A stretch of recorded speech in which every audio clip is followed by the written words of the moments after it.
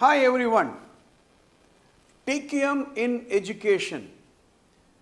In this series of episodes, I am trying to explain to you how an organization which is an educational institution can adapt itself to some of the management principles, especially the total quality management. Okay? Now, before I go into this episode, let us think what's happening in an educational institution. We are giving a product. The product is education, right? The difference between an organizational product and educational institution product is, in an organization you can see the product being manufactured. You can take it to the quality department to find out whether it conforms to the quality standards. But in education, you cannot see the product. Here the quality parameter is a feel. It is in the mind. When a parent sends their children to the school, they cannot see the quality improvement as you see when they purchase a television set. So this makes the quality concept a little different in an organization which is an educational institution. So that's the difference. In this episode, we are going to distinguish between the difference between quality system and total quality management. In this episode, I am going to discuss the difference between a quality system and total quality management. Let us see some of the differences. The difference between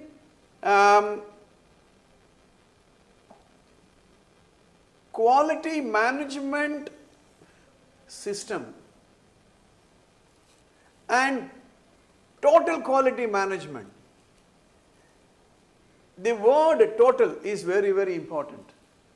Normally in a quality management system, the focus is on the product. The focus is whether the customer is satisfied or not. It is monitored by a department called a quality control department. It becomes the responsibility of a department.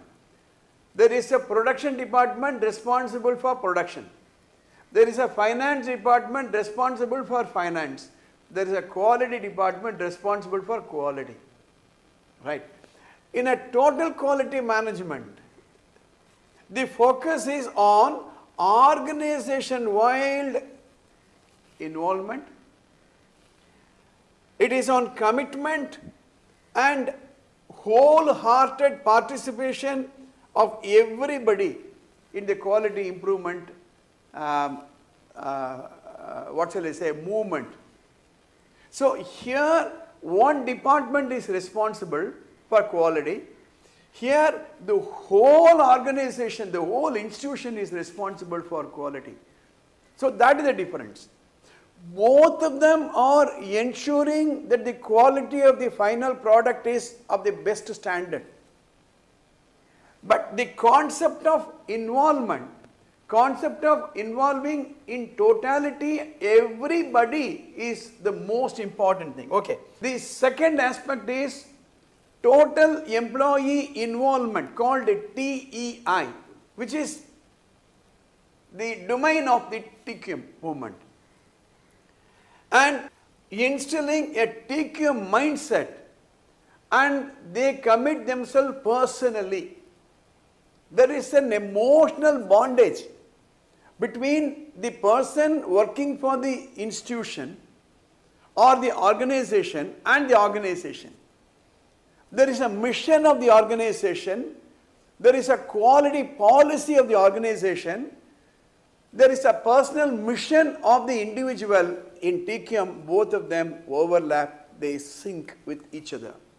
That is the difference between a quality management system and total quality management. Right, let us go one more and see. Let me take you through the US Department of Defense definition of total quality. Total quality consists of continuous improvement. Let me highlight some of the key words in this. Continuous improvement involving everyone in the organization. It's a totality, integrated effort. It is a totally integrated effort involving A to Z.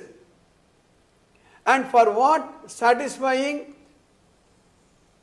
a cross-functional goal.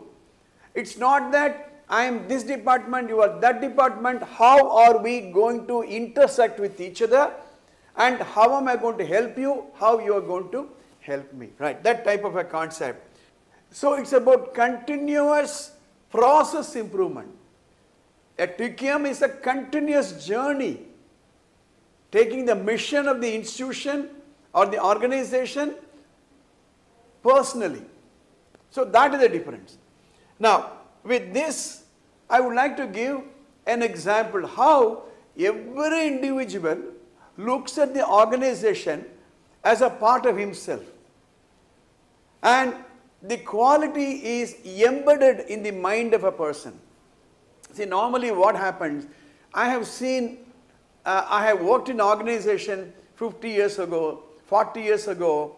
At the end of the production process, let's say this pen is produced, it passes through all the process of production, and ultimately it comes to the quality control. So this pen also say there is a small little label which says QC passed, and at that department, quality control department, there will be inspectors. The inspectors will check whether it will satisfy the customer requirement. If they pass, they will put the sticker quality passed, quality check passed, then it is taken for marketing.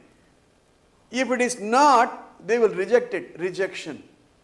We used to say those days jokingly, first 3 weeks, whatever is rejected will be taken for marketing the last 1 week, because there will be a demand in the marketplace. Or we can say quality passed or made to pass. That is it. That is joke those days around. Now what happens in that is, when it is rejected at the last final stage, all that has taken place so far is a waste. The material is a waste, the salary given is a waste, the electricity is a waste, everything is a waste. In a total quality management, every process is tested, and the process will ensure the ultimate product quality. And at every process, it has to pass through the quality test, and every person is responsible for quality. I remember an old training program where I was conducting. It was a training program for quality department of textile mills. So I asked a particular textile mill, how many quality inspectors are there? And that person said there are about 20 quality inspectors. And we asked how big is the mill? They said about 300, 400 or whatever. Then I asked another person, how many quality inspectors are there in your textile mill? And he said about 50. Right. How many people are working? He said a number, say 500 or 600. And like that, another person stood up, and we have about 100 quality inspectors in our textile mill. Right. And how many workers are there? 2,000. Right. And last one man stood up and said, there are 5,000 quality inspectors in our textile mill. I said, what? 5,000 quality inspectors. Then I asked, other participants asked, how many workers are there? How many employees are there? 5,000, he said. So for 5,000 employees, 5,000 quality inspectors, That means behind every operator, there is a quality inspector to ensure that whether he is doing a good job or not. He broke into a laughter and said, 5,000 employees are there and they are themselves the quality inspectors for the product they manufacture, for the process they handle. And he said, how dare somebody tells us that what I do is not of quality.